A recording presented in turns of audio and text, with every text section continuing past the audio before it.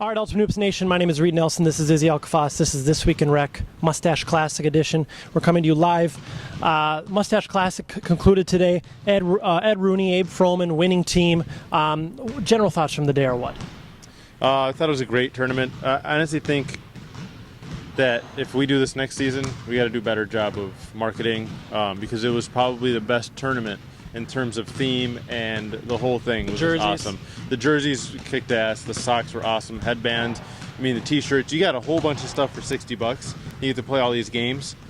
Awesome deal. Ed Rooney's MVP was who? Michael Byrne. All day, every day. Just because you can, their guards can pressure and they can funnel everything into Mike Byrne, and he's just an eraser. And even if he doesn't block the shot, he alters everything. So it allows them the luxury of doing that, and not many players in the league can do that. It's a great tournament. It was a good excuse to look terrible for a day. So I'm going to be shaving tonight, I believe. So, all right, I want to break down one game from last week, and then I want to talk about the teams that are on the cusp of making the playoffs.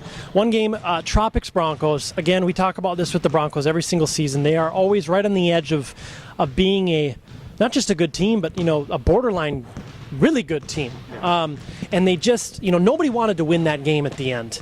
What are your thoughts about the Broncos specifically? Tropics did win that game. I like the Broncos. Their starting. Here's the thing: their starting lineup is great. Their bench gets a little flimsy, but they're one player away from being a top 10 team, in my opinion. Frederickson's awesome. Broughton's really good. Morris is really good. Can't remember the bearded dude's name. He's newer guy. The beard guy. Yeah, he's very good. He's awesome. And even the short point guard, Keeley. What's his name? Yep. Yes, Keeley. Jim Keeley. Jim Keeley. He's a solid player. He can make the long shot. He still tastes the offense. They're going to be really good. Okay, happy Thanksgiving next week. We'll be off next week, Wednesday and Thursday. That is just Ultimate Hoops Rec. And St. Louis Park Thursday is off as well.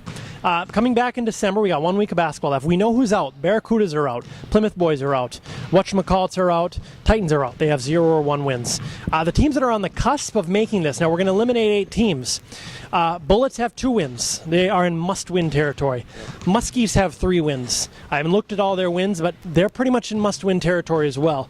And the Red Devils have 3 wins, but one of those wins is against the Blue Horns. So you tend to think that they're probably in. We'll break down those 3 teams, but let's talk about the Fridley squads that are on the cusp as well. You ain't know. You ought to know. Alanis Morissette. You ought to know. They're on the and they're playing the Turtles this week, so they probably won't get in.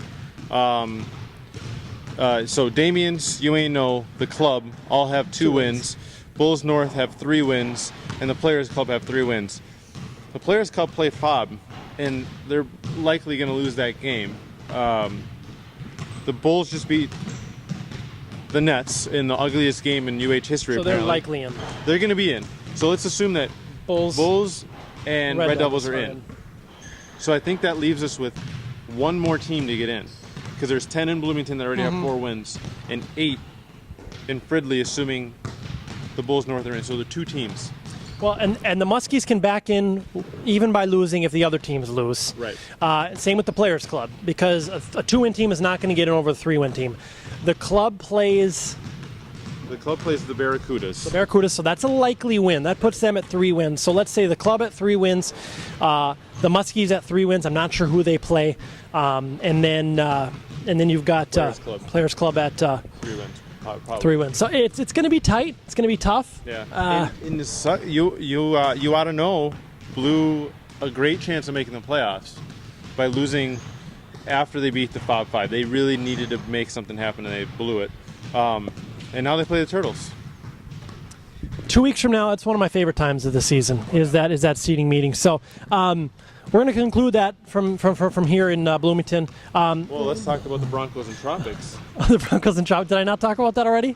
No. I forget it because this is take 2. So Broncos and Tropics. We talked about that, did we not? No. Well, we're going to talk about it again. So nobody wanted to win that game at the end. And the Broncos are so close to going over the edge. We We did too talk about it. You went You said the Broncos are close to going over the edge, but you didn't talk about the game against the Tropics. Well, I mean, neither team wanted to win. Right. You know, and somebody commented online, I'm not sure if it was a Bronco or a Bronco supporter, but, it's the ref's fault, blah, blah, blah. Well, not really. I mean, there was really it was a well-called game at the end. I believe it was Mitch Hansen who hit the, 17-footer from inside the three-point line, just a dagger. We've got that video. We're playing it right now, of course. Or I hope we have that video. Suck, I go home and I'm like, crap. Mitch? Well, actually, I'll just reenact it right now and see if anybody actually notices. Should we go get our gingerbread costumes? Yeah. So here's the thing. Mitch, is he the most clutch player in Ultimate Hoops Rec? I mean, he's made 4 or 5 game-winning shots just in this year. I mean, he's up there. I can't think of anybody off the top of my head who I'd rather have shooting the last shot. I mean, I don't know. Monska. Monska's had At the end of the games, he's always there. Yeah. No. I mean, there's some good finishers, but I think Mitch takes the cake. One word to describe the orange jerseys today.